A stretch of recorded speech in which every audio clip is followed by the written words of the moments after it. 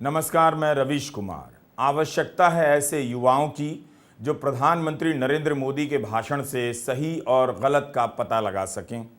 यह आवश्यकता मुझे नहीं, देश को है। इसलिए क्योंकि प्रधानमंत्री नरेंद्र मोदी ने 2.25 घंटे से अधिक समय तक भाषण दिया है। इस भाषण में मणिपुर कितना था, जो था वो कितना सही था, विपक्ष को घेरने के लिए जिन तथ्यों और घटनाओं का उल्लेख किया गया उनमें कितनी बातें सही हैं, कितनी झूठ हैं और कितनी आधी अधूरी हैं, इनका पता लगाना ज़रूरी है। 15 अगस्त के भाषण के बाद भी आप देखेंगे कि इसी तरह तथ्यों की जांच होने लग जाती है, पहले भी हुई है और कई बार गंभीर गलतियां पकड़ी जाती हैं। इन्हें देखते हुए अब एक नया डिपार्टमेंट बना देने का वक्त आ गया है, जिसका काम होगा प्रधानमंत्री के भाषणों की कॉपी जांच करना।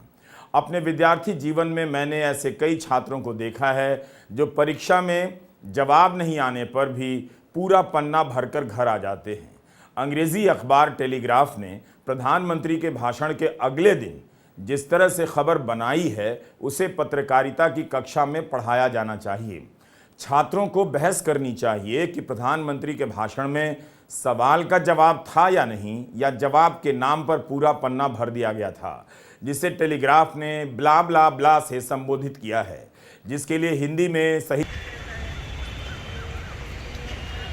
भाषण का केंद्रीय भाव क्या था। क्यों वे कभी 60 के दशक में चले जाते हैं तो कभी 80 के दशक में, अपने कार्यकाल के दशक में नहीं जाते हैं कि उनके रहते मणिपुर की हालत क्यों खराब हुई। क्या यही कारण है कि टेलीग्राफ को समझ नहीं आया?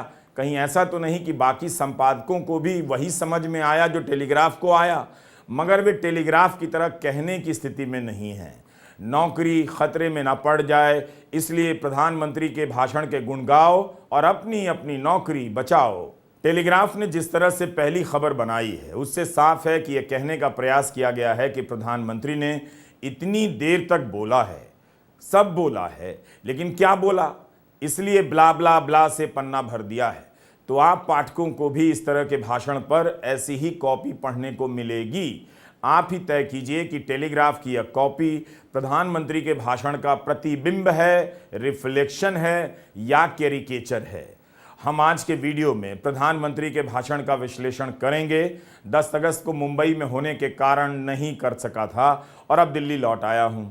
जब राहुल गांधी का भाषण हो रहा था, तब उसके बाद स्मृति ईरानी आई और उन्होंने कहा कि भारत माता की हत्या की बात हो रही थी।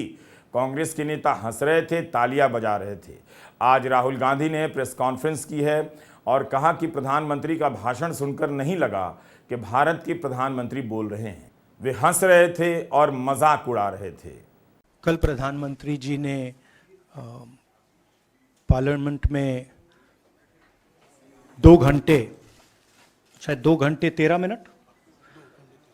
13 मिनट भाषण किया।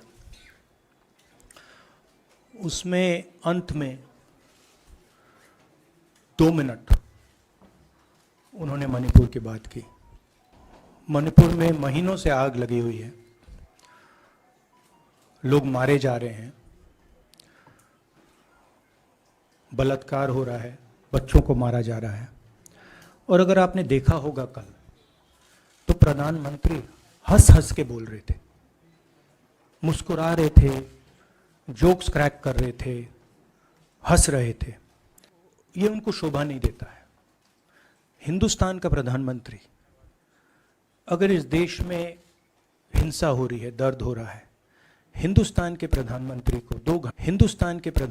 को 2 घंटे मजाक नहीं उड़ाना चाहिए। विषय कांग्रेस नहीं था, विषय मैं नहीं था, विषय मणिपुर है। मणिपुर में क्या हो रहा है और उसको एकदम क्यों नहीं रोका जा रहा है, ये विषय है। मैं आपको अपना एक्सपीरियंस देता हूं, जो मैंने शायद अभी तक बोला नहीं, शायद पहले बोल देना था। मैं अब तकरीबन 19 साल से राजनीति में हूं और मैं हर स्टेट में गया हूं। बाढ़ आए, तूफान आए, सुनामी आई थी, हिंसा होती है, हम जाते हैं। 19 साल के एक्सपीरियंस में जो मैंने मणिपुर में देखा और सुना, वो मैंने कभी पहले नहीं सुना था। मैंने पार्लियामेंट में बोला कि प्रधानमंत्री जी ने, अमित शाह जी ने भारत माता की हत्या की है, मणिपुर में भारत को खत्म कर दिया है। मैंने ऐसे नहीं बोला था, ये खोखले शब्द नहीं है। अब आप सोचिए, प्रधानमंत्री नरेंद्र मोदी अपने हर भाषण में क्यों याद दिलाते हैं कि कांग्रेस के दौर में विपक्ष की सरकारें गिराई गई? यह क्यों नहीं बताते कि उनके 10 साल में यह सब बंद कर दिया गया है? उनके समय में वही सब क्यों चल रहा है जो पहले चला करता था? आप पूछिए। आप सभी दर्शकों की आंखों के सामने इस 10 साल में विपक्ष की कितनी सरकारें गिरा दी गई हैं। राष्ट्रपति शासन लगा दिया गया, जिसे सुप्रीम कोर्ट ने अवैध कहा। चुनी हुई सरकारें गिरा दी गईं, दल बदल कराया गया। इसके बाद भी प्रधानमंत्री नरेंद्र मोदी कांग्रेस के दौर की याद दिलाते हैं कि उस समय सरकारों को गिराया जाता था। आप जब हिंदी के अखबार पढ़ेंगे तो प्रधानमंत्री के बयान की यह लाइन जहां जहां छपी होगी, वहां वहां यह तथ्य नहीं दिया जाएगा कि 9 साल में बीजेपी ने 9 बार सरकारें गिराई हैं। यह तथ्य लोकसभा में सुप्रिया सुले ने दिया था। वैसे आप महाराष्ट्र, मध्य प्रदेश, अरुणाचल प्रदेश, उत्तराखंड और कर्नाटक में सरकार गिराने के खेल को ही याद कर लीजिए, इतना काफ़ी है। भारत में वैसे ही 2047 तक अमृतकाल चल रहा है, लेकिन प्रधानमंत्री ने एक ऐसे कालखंड की बात कर दी है जिसका असर अगले 1000 साल तक दिखने वाला है। 1000 साल। इस तरह से अपने भाषण को अवतारी रूप देते हुए प्रधानमंत्री कितनी आसानी से राजनेता की जगह खुद को भविष्य वक्ता के रूप में पेश कर देते हैं, बहुतों को पता भी नहीं चलता है। अमृतकाल के नाम पर 100 साल क्या कम थे, इसलिए 1000 साल की भविष्यवाणी कर दी गई है। बस यही नहीं बता सके कि मणिपुर में 100 दिन में क्या हुआ, क्यों हुआ और अगले कितने दिनों में वहां शांति बहाल होगी। 1000 साल तक असर रहेगा, ऐसा काम हो रहा है। ऐसे पत्रकारों की कमी नहीं जो प्रधानमंत्री की जुबान से यह बात सुनकर उन्हें जल्दी ही महापुरुष की जगह दिव्य पुरुष या अलौकिक पुरुष लिखने लग जाएंगे। और मैं इन शब्दों को भी बड़े विश्वास से कहना चाहता हूं कि ये कालखंड जो घड़ेगा उसका प्रभाव इस देश पर आने वाले 1000 साल तक रहने वाला है। 140 करोड़ देशवासियों का पुरुषार्थ इस कालखंड में अपने पराक्रम से, अपने पुरुषार्थ से, अपनी शक्ति से, अपने सामर्थ्य से जो करेगा वो आने वाले 1000 साल की मजबूत नींव रखने वाला है। और इसलिए इस कालखंड में हम सबका बहुत बड़ा दायित्व है, बहुत बड़ी जिम्मेवारी है। और ऐसे समय हम सबका एक ही फोकस होना चाहिए, देश का विकास, देश के लोगों के सपनों को पूरा करने का संकल्प और उस संकल्प को सिद्धि तक ले जाने के लिए जी जान से जुट जाना, यही समय की मांग है। आर्टिफिशियल टेक्नोलॉजी के दौर में कहना बहुत मुश्किल है कि दुनिया कितनी तेजी से बदलने जा रही है। आज जिन चीज़ों पर हमने निवेश किया है, कल वो चीज़ें कितनी तेजी से बेकार हो जाएंगी। दुनिया यह सब जानने में लगी है। हमारे प्रधानमंत्री देश को बता रहे हैं कि हम एक ऐसे कालखंड से गुजर रहे हैं जिसका असर 1000 साल रहने वाला है। उनके भाषण में अतीत के किस्से जितने उलझे होते हैं, ध्यान से सुनिए, उनके भाषण में अतीत के किस्से जितने उलझे होते हैं, भविष्य भी उतना ही अदृश्य नजर आता है। अगली बार लोकसभा में जब प्रधानमंत्री का भाषण होगा तो आप संसद टीवी नहीं, आस्था चैनल खोल लीजिएगा। 10 अगस्त को प्रधानमंत्री अपने भाषण में मिजोरम का एक पुराना प्रसंग ले आए, 1966 का। यह उनके ही शब्द हैं और मैं कोट कर रहा हूं, आप ध्यान से सुनिए। प्रधानमंत्री कहते हैं, पहली घटना 5 मार्च 1966 उस दिन कांग्रेस ने मिजोरम में असहाय नागरिकों पर अपनी वायुसेना के माध्यम से हमला करवाया था। वहां गंभीर विवाद हुआ था। कांग्रेस वाले जवाब दें, क्या वह दूसरे देश की वायुसेना थी? क्या मिजोरम के लोग मेरे देश के नागरिक नहीं थे? उनकी सुरक्षा भारत सरकार की जिम्मेदारी थी कि नहीं थी? 5 मार्च 1966 को वायुसेना से हमला करवाया गया, निर्दोष नागरिकों पर हमला करवाया गया। प्रधानमंत्री के कथन समाप्त होते हैं। मिजोरम में वायुसेना से हमला करवाया गया था। अब प्रधानमंत्री क्या सेना का राजनीतिकरण नहीं कर रहे हैं? प्रधानमंत्री कह रहे हैं कि वायुसेना से हमला क्यों करवाया गया? क्या वह दूसरे देश की वायुसेना थी? उन्हीं के शब्द हैं, आपने सुना। कमाल का लॉजिक है। प्रधानमंत्री ही ये बात कह सकते हैं। विपक्ष के किसी नेता ने कहा होता तो हंगामा मच गया होता कि उसने सेना का अपमान कर दिया है। जब यह प्रसंग आया तो इसके जवाब में विपक्ष की तरफ से कई तथ्य सामने रखे गए। कांग्रेस प्रवक्ता सुप्रिया श्रीनेत का एक ट्वीट है कि 1966 में मिजो नेशनल फ्रंट के बागी आइजोल पर कब्जा कर चुके थे। उन्हें भगाने के लिए भारतीय वायुसेना से बमबारी कराना जरूरी हो गया था। बमबारी की वजह से एमएनएफ के बागी भाग खड़े हुए और फिर से भारत का आधिपत्य स्थापित हुआ। पत्रकार सुशांत सिंह ने ट्वीट किया है कि उस समय भारत बहुत कमजोर स्थिति में था, नया देश बना था। पूरब में भी चीन और पाकिस्तान हमलावर थे और उग्रवादियों को मदद पहुंचा रहे थे। मिजोरम में सेना के सामने बहुत सारी चुनौतियां आ गईं, इसलिए सेना की मदद के लिए वायुसेना बुलाई गई। प्रधानमंत्री ने वहां सेना की मौजूदगी को हमला नहीं कहा, वायुसेना को लेकर कह दिया कि उससे असहाय नागरिकों पर हमला करवाया गया। कमाल की बात है। पत्रकार सुशांत सिंह कहते हैं कि 2011 में अली अहमद ने इस पर शोध पत्र लिखा है, उसे आप लोग पढ़िए। उस समय वायुसेना ने उग्रवादियों की कमर तोड़ दी थी, कानून व्यवस्था बहाल हो गई। आज की तरह नहीं कि हथियारबंद लोगों के सामने मणिपुर की राज्य व्यवस्था ध्वस्त हो चुकी है। वायुसेना के पूर्व एयर मार्शल SV सायूर का ट्वीट आया है जो मैं आपके सामने रखना चाहता हूं। वे कहते हैं कि प्रधानमंत्री ने हमारा जिक्र किया है मिजोरम में वायुसेना के इस्तेमाल का। हाँ, हमने हस्तक्षेप किया था। हमने 1967 से 73 के बीच हर दिन 40 से 45 उड़ानें भरी हैं। हमने गिराए हैं, मगर दिल थाम कर सुनिए, हमने नागरिकों के लिए चावल, दाल, चीनी गिराए हैं। सेना के लिए रम के क्रेट, चिकन और रसद गिराए हैं। डकोटा एयरक्राफ्ट से सेना के लिए दवाएं, क्विनाइन टैबलेट, डालडा वगैरह गिराए गए। क्या प्रधानमंत्री सेना को राजनीति में नहीं घसीट रहे हैं? उस पर गंभीर आरोप नहीं लगा रहे हैं कि वो अपनी जनता पर हमला करती है? ये हालत है प्रधानमंत्री के बयान की। भाषण देते वक्त तो देश आंखें फाड़ फाड़ कर सुन रहा होगा। वाह, कहां से तथ्य निकालकर विपक्ष को जवाब दे रहे हैं, घेर लिए हैं। मगर अब पता चल रहा है कि प्रधानमंत्री तथ्यों को किस तरह तोड़ मरोड़ कर पेश करते हैं।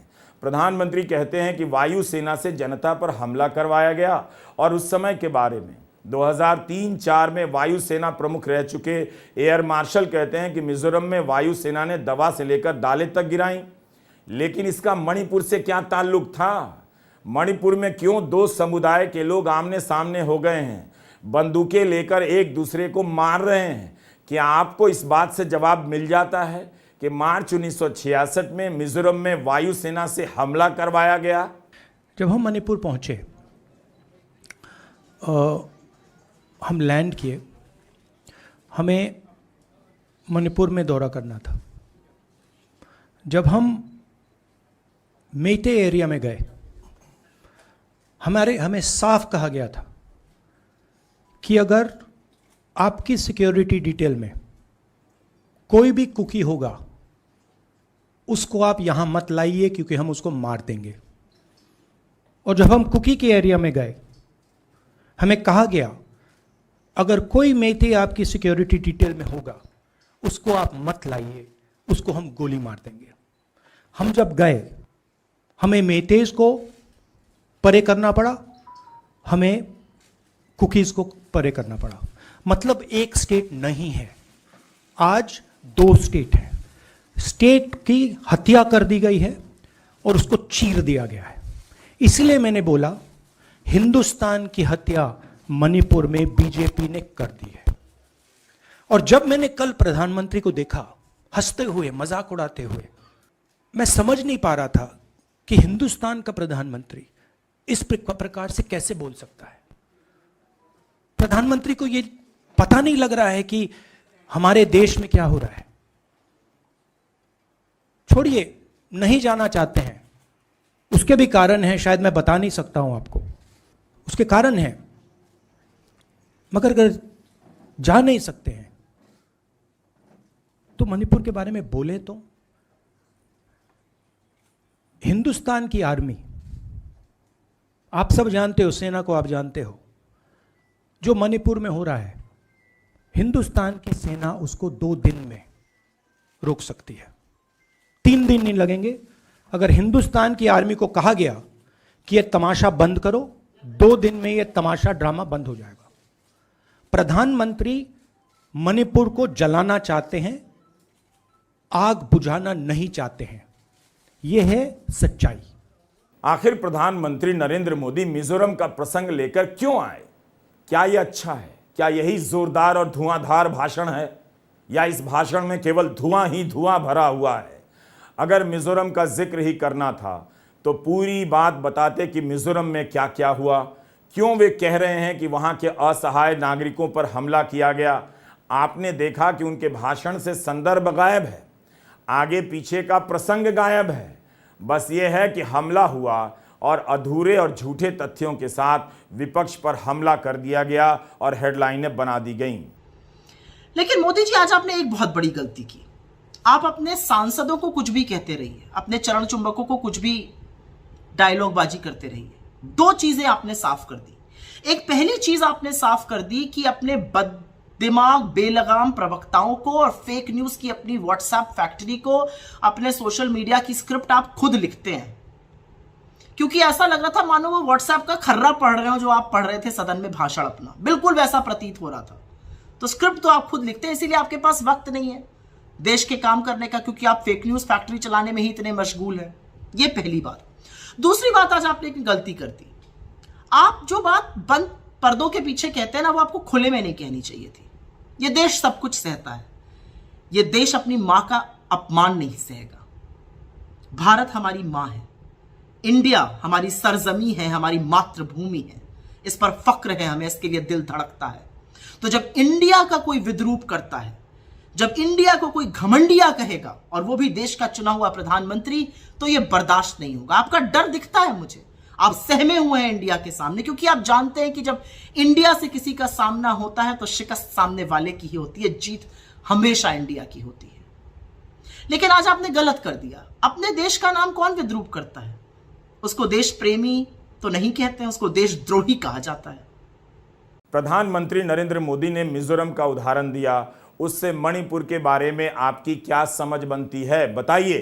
क्या प्रधानमंत्री यह कहना चाहते हैं कि मणिपुर में सेना का इस्तेमाल नहीं कर रहे हैं क्योंकि वे कांग्रेस सरकार की तरह गलती नहीं करना चाहते जो उसने मार्च 1966 में मिजोरम में की? मणिपुर के मुख्यमंत्री ने कहा है कि सीमा पार से आतंकवादी घुस आए हैं और वहां सेना भी है, जमीन पर सेना है। तो क्या ये कहा जाएगा कि सेना से वहां के लोगों पर हमला करवाया जा रहा है? प्रधानमंत्री का यह तरीका है। कांग्रेस की सरकारों के दौर में चले जाते हैं, अपनी सरकार की गलतियों को छोड़ देते हैं, 50 साल पहले की गलतियों को बड़ा बड़ा करने लग जाते हैं ताकि लोगों को लगे कि आज वाली गलती तो कुछ भी नहीं है, कांग्रेस के समय कितना कुछ हो गया था। आपको प्रधानमंत्री के ही एक बयान से और समझा देता हूं। महंगाई से आप केवल टमाटर के दाम को लेकर परेशान नहीं हैं, 2-3 वर्षों से महंगाई आपकी बचत खाए जा रही है। लेकिन प्रधानमंत्री कहते हैं कि दूसरे दलों की सरकारें होती तो दूध 500 रुपये लीटर मिलता। इसी तरह पीवी नरसिम्हा राव का उदाहरण ले आए कि उन्हें झारखंड रिश्वत कांड में जेल की सजा हुई, लेकिन यह बताना भूल गए कि हाईकोर्ट ने उन्हें सभी आरोपों से बरी कर दिया था। प्रधानमंत्री को कांग्रेस के अतीत से बहुत प्यार है। जब प्रधानमंत्री के अतीत पर बीबीसी डॉक्यूमेंट्री बना देता है और गुजरात दंगों की बात करने लग जाता है तो उस डॉक्यूमेंट्री को बैन कर दिया जाता है। अगर इस बहस के दौरान विपक्ष का कोई सांसद गुजरात दंगों का जिक्र भी कर देता तो क्या पता उसे सदन की कार्यवाही से निकाल ही दिया जाता। मतलब साफ है, आप इनका अतीत और वर्तमान मत जानो, प्रधानमंत्री का अतीत और वर्तमान मत जानो, केवल कांग्रेस का अतीत जानते रहो। प्रधानमंत्री नरेंद्र मोदी चाहते हैं कि आप भूल जाएं उनके 10 साल को, लेकिन भूलने भुलाने की दवा से भरे इस भाषण में वे भी कम नहीं भूलते हैं। वे भूल गए किसी नरसिम्हा राव को उनकी सरकार ने सम्मानित किया। मार्च और जून 2015 की खबरें पलटिए। सत्ता में आते ही मोदी सरकार ने फैसला किया यमुना नदी के किनारे एकता स्थल पर पूर्व प्रधानमंत्री नरसिम्हा राव के लिए मेमोरियल बनाया जाएगा। इसे बनाने में काफ़ी तेज़ी दिखाई गई। शहरी विकास मंत्री के रूप में एम वेंकैया नायडू मेमोरियल का निर्माण कार्य देखने जाया करते थे। प्रधानमंत्री नरेंद्र मोदी ने 28 जून 2022 को ट्वीट किया है कि नरसिम्हा राव को उनके जन्मदिन पर याद कर रहा हूं। देश के विकास के प्रति उनकी निष्ठा और दूरदर्शी नेतृत्व याद रखने लायक है। हम देश की प्रगति में उनके अमूल्य योगदान का सम्मान करते हैं। मणिपुर जब जल रहा था तब प्रधानमंत्री ने अपने मन की बात में जिक्र नहीं किया मणिपुर का। उसी मंच से अपील कर देते, मगर मन की बात में नरसिम्हा राव का जिक्र करना नहीं भूले। सोचिए, इसी जून के मन की बात में प्रधानमंत्री नरसिम्हा राव का बखान करते हैं। सदन में उनका उदाहरण देकर कांग्रेस और झारखंड मुक्ति मोर्चा को भ्रष्ट बताते हैं। वे भारत के सबसे अनुभवी नेताओं में से एक थे, लेकिन उनके जीवन का एक और पहलू भी है और वो उल्लेखनीय है, हमें जानना भी चाहिए। साथियों, नरसिम्हा राव जी अपनी किशोरावस्था में ही स्वतंत्रता आंदोलन में शामिल हो गए थे। जब हैदराबाद के निजाम ने वंदे मातरम गाने की अनुमति देने से इनकार कर दिया था, तब उनके खिलाफ आंदोलन में उन्होंने भी सक्रिय रूप से हिस्सा लिया था। उस समय उनकी उम्र सिर्फ 17 साल थी। इस भाषण के कई प्रसंगों को लेकर अलग अलग दावे किए गए हैं। अगर उन सभी दावों के बारे में एक एक कर बताने लग जाऊं तो मेरा कार्यक्रम ही 4 घंटे का हो जाएगा, जबकि प्रधानमंत्री का भाषण मात्र 2 घंटे 17 मिनट के आसपास था।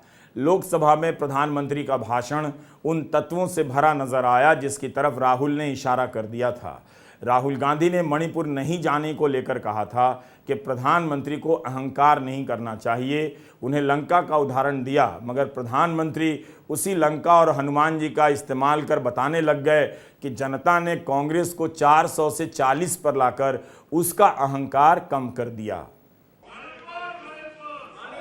लंका हनुमान ने नहीं जलाई, लंका हनुमान ने नहीं जलाई, उनके घमंड ने जलाई। और ये बिल्कुल सच है। आप देखिए, जनता जनार्दन भी भगवान राम के रूप की है, जनता जनार्दन भी भगवान राम के रूप की है, और इसलिए 400 से 40 हो गए। हनुमान ने लंका नहीं जलाई, घमंड ने जलाई, और इसलिए 440 हो गए, 400 से 40 हो गए। रावण 2 लोगों की सुनता था, रावण 2 लोगों की सुनता था, मेघनाथ और कुंभकर्ण। वैसे ही नरेंद्र मोदी 2 लोगों की सुनते हैं, अमित शाह और अडानी। भाई और बहनों, लंका को हनुमान ने नहीं जलाया था, लंका को रावण के अहंकार ने जलाया था। प्लीज माननीय सदस्य, आप संयमित बोले। आप ये सदन है, आप तरीके से बोलिए। माननीय राम ने रावण को नहीं मारा था, रावण के अहंकार ने रावण को मारा था। आप पूरे देश में केरोसिन फेंक रहे हो, पूरे देश में आप केरोसिन फेंक रहे हो। आपने मणिपुर में केरोसिन फेंकी, अपनी चिंगारी लगा दी। अब आप हरियाणा में कर रहे हो, पूरे देश को आप जलाने में लगे हो। आप पूरे देश में भारत माता की हत्या कर रहे हो। धन्यवाद स्पीकर। शायद इन्हीं सब वजहों से प्रधानमंत्री 90 मिनट तक तमाम मुद्दों पर भटकते रहे और मणिपुर के लिए कम समय मिला। जब उन्होंने मणिपुर पर बोला तो कुछ खास नहीं बोला। आप खुद जाकर उनके भाषण का वो हिस्सा सुन सकते हैं। विपक्ष को जब दमदार भाषणों से ललकार ही रहे थे तो कम से कम मणिपुर पर भी दमदार तरीके से ललकार देते, लेकिन बहुत ढूंढने पर थोड़ा सा हिस्सा मिलता है और उसमें भी कुछ नहीं मिलता है। मैं देश के सभी नागरिकों को आश्वस्त करना चाहता हूं कि जिस प्रकार से प्रयास चल रहे हैं, निकट भविष्य में शांति का सूरज जरूर उगेगा।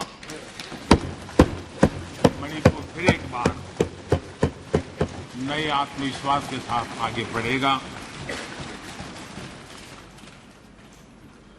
मैं मणिपुर के लोगों से भी आग्रहपूर्वक कहना चाहता हूं, वहां की माताओं, बहनों, बेटियों से कहना चाहता हूं,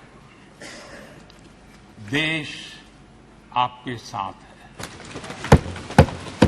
ये सदन आपके साथ है। हम सब मिलकर के, कोई यहां हो या ना हो, हम सब मिलकर के इस चुनौती का समाधान निकालेंगे।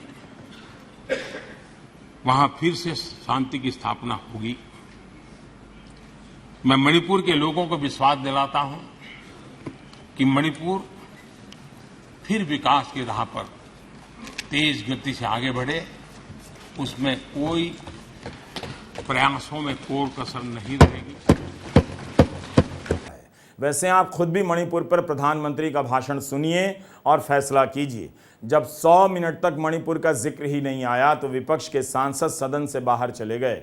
बहस का संदर्भ वैसे मणिपुर था और उनके इस भाषण की तारीफ करने के लिए कॉलम लिखने वाले तरह तरह की दलीलों का आविष्कार कर रहे हैं कि किसी तरह उन्हें दिव्य पुरुष और महापुरुष साबित कर दिया जाए।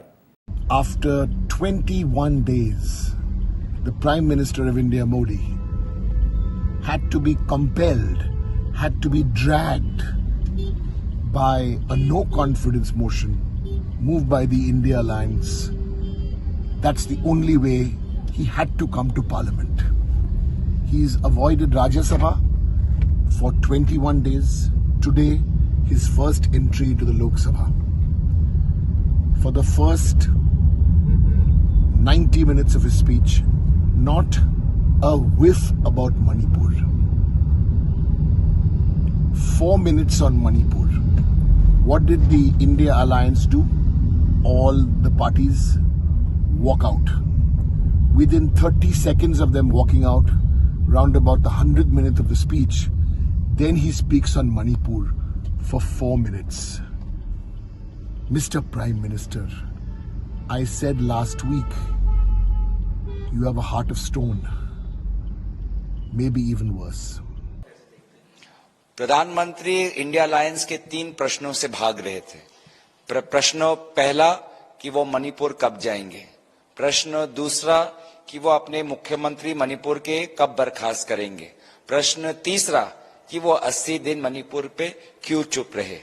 इन तीनों सवालों का उत्तर उन्होंने नहीं दिया। देखिए, प्रधानमंत्री ने मणिपुर पर कोई जिम्मेवारी नहीं ली।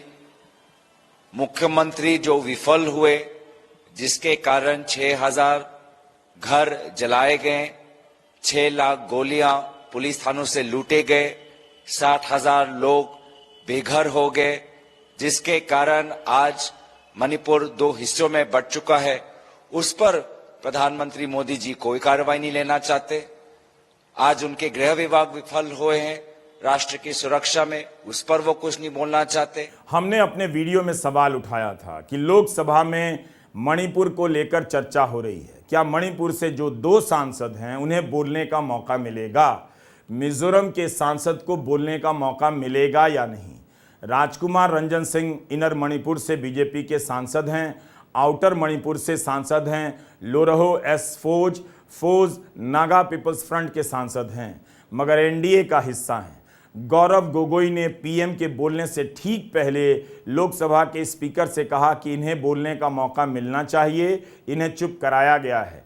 इस पर स्पीकर की तरफ से जवाब आया कि जब बोलने की गुजारिश सांसद की तरफ से आती है तभी स्वीकार किया जाता है, और ठीक इसी के बाद प्रधानमंत्री का भाषण शुरू होता है।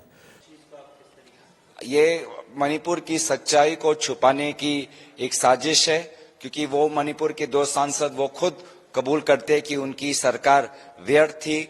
मेते हो या कुकी हो, महिलाओं को बलात्कार से नहीं बचा पाए।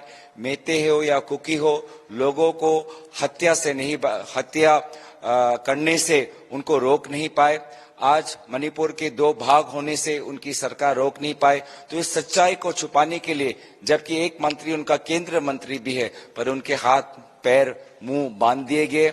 भाजपा की तरफ से विभिन्न सांसद बोले, विभिन्न मंत्री बोले, लेकिन मणिपुर के वो 2 सांसदों को आज उनका मुंह बंद रखा। ये मणिपुर के प्रति अन्याय है, लोकतंत्र के प्रति अन्याय है, और आज मणिपुर को आज भाजपा ने अपमानित किया है। तो क्या मणिपुर के सांसदों ने सदन में बोलना ही नहीं चाहा होगा? बीजेपी ने उनसे क्यों नहीं कहा कि आप भी मणिपुर पर बोलिए, विपक्ष को घेरिए और देश को कुछ और जानकारी दीजिए? राज्यसभा में मिजो नेशनल फ्रंट के सदस्य हैं वनलाल वेना। उन्होंने आरोप लगाया कि जब वे बोलने के लिए उठे तो उनकी माइक बंद थी। वनलाल वेना एनडीए के ही सदस्य हैं। उन्होंने कहा कि अमित शाह ने झूठ बोला है, मैं ट्राइबल सांसद हूं। गृह मंत्री ने कहा कि मणिपुर में ट्राइबल म्यांमार से आए हैं। हम म्यांमार से नहीं हैं, हम भारतीय हैं, हम यहाँ 200 साल से रहते आए हैं। उनका वीडियो ट्विटर पर काफ़ी वायरल है। यह भी एक सच है कि एक राज्य 100 दिनों से जल रहा है और उसके 2 सांसद सदन में अपनी बात नहीं रखते हैं। मिजोरम के सांसद ने कह ही दिया राज्यसभा में कि अमित शाह झूठ बोल रहे हैं। अगर मिजोरम और मणिपुर के सांसदों को बोलने का मौका मिला होता तो हमें रिसर्च करने की ज़रूरत नहीं पड़ती और प्रधानमंत्री और गृह मंत्री ने मणिपुर को लेकर क्या क्या आधा अधूरा और झूठ बोला है पता लगाने के लिए मेहनत नहीं करनी पड़ती। अमित शाह के एक भाषण से कलावती का जिक्र आया। अमित शाह ने जैसे ही कलावती का नाम लिया तभी से मीडिया में चलने लग गया कि कलावती ही कह रही हैं कि राहुल गांधी ने उनकी बहुत मदद की। राहुल गांधी ने सवाल उठाया कि अमित शाह कहते हैं कि मणिपुर के मुख्यमंत्री को नहीं हटा रहे हैं क्योंकि वे सहयोग कर रहे हैं। यही सहयोग है कि वहाँ हिंसा नहीं रुक रही है। जब मैं मणिपुर गया, मणिपुर सीएम ने जो मणिपुर में हजारों वेपन्स जो लूटे गए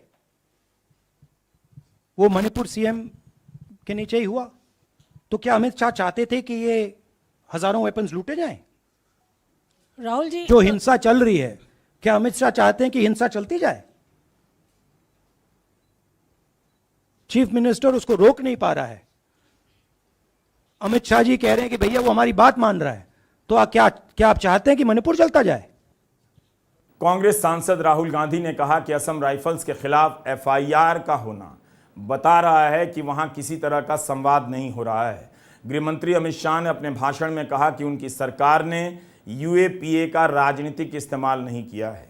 इस धारा के सहारे कितने लोग कितने महीनों तक जेल में बंद कर दिए गए। अगर उसी पर रिसर्च कर वीडियो बनाऊं तो लाल बहादुर शास्त्री से लेकर नरेंद्र मोदी तक के लंबे भाषण का रिकॉर्ड टूट जाएगा। मगर गृहमंत्री कह रहे हैं कि हमने यूएपीए का राजनीतिक इस्तेमाल नहीं किया।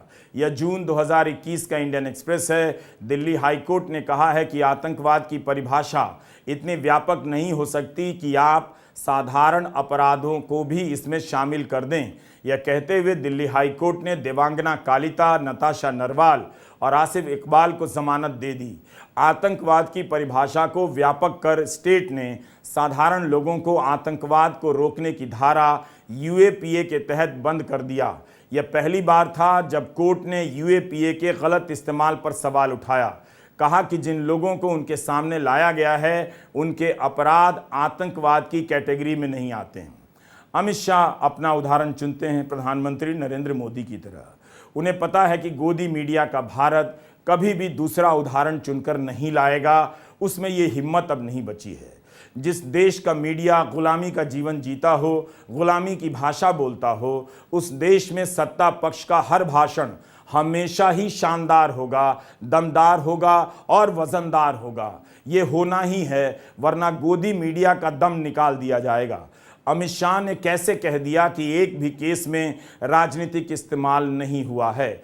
अभी चंद रोज पहले सुप्रीम कोर्ट के जस्टिस अनिरुद्ध बोस, जस्टिस सुधांशु धूलिया की पीठ ने जो कहा, 5 साल बीत चुके हैं और बेल के लिए ये पर्याप्त केस है। हम मानते हैं कि आरोप गंभीर हैं, लेकिन सिर्फ इस कारण उनकी बेल नहीं रोकी जा सकती है। 5 साल के लिए जेल में अंडर ट्रायल के तौर पर नहीं रखा जा सकता है। क्या ये राजनीतिक इस्तेमाल नहीं है अमित शाह जी? 5 साल तक बिना किसी ठोस सबूत के आप किसी को जेल में रखते हैं।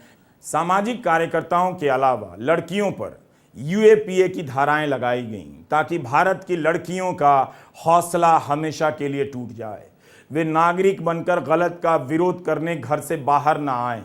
जब वे राज्य की हिंसा पर सवाल करती हैं तो इसी दौर में, नरेंद्र मोदी के दौर में, उन्हें यूएपीए की धाराओं में बंद किया गया, किसी पर एनएसए भी लगाए गए। क्या आपने यह सब होते नहीं देखा? यह और बात है कि धर्म के नशे में देखने वाले लोग अधर्मी हो चुके हैं। उन्होंने गलत और झूठ का हिसाब रखना और सवाल पूछना छोड़ दिया है। लेकिन इसका मतलब यह नहीं कि दुनिया से सच का जनाजा उठ गया है। मणिपुर पर बहस हो रही थी। कई पत्रकार यह कहकर सरकार की तरफ से नंबर बढ़वा रहे थे कि राहुल गांधी का भाषण बहुत खराब था।